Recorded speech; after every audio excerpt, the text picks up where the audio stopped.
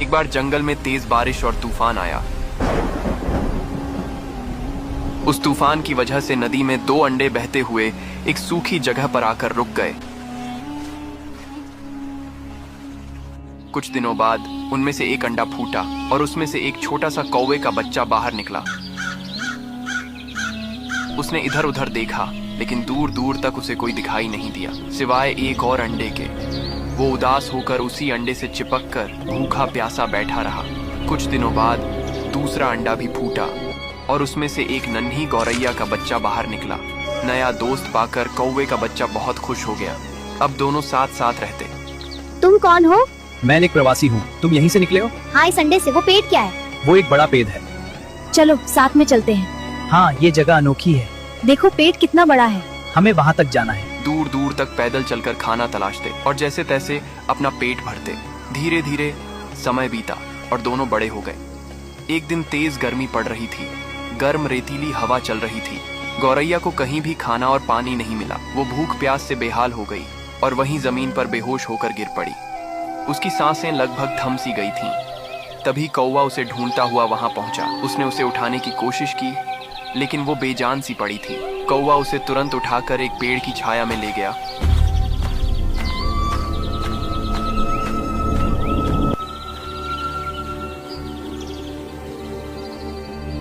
तू चिंता न कर, तुझे कुछ नहीं होगा।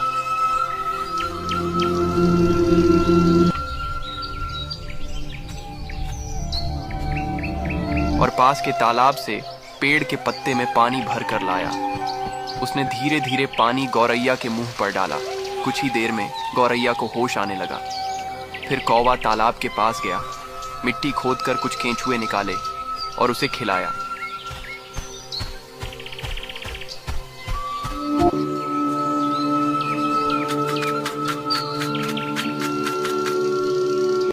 दोस्त, अगर आज तू न होता तो शायद मैं इस दुनिया में न होती।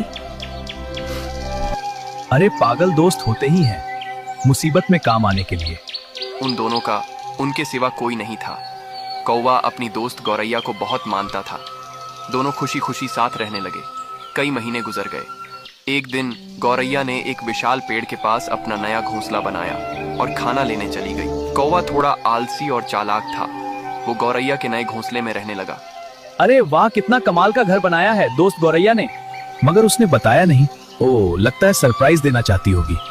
जब गौरैया वापस आई और उसने कौवे को अपने घोंसले में बैठा देखा तो वो गुस्से में भला बुरा कहने लगी।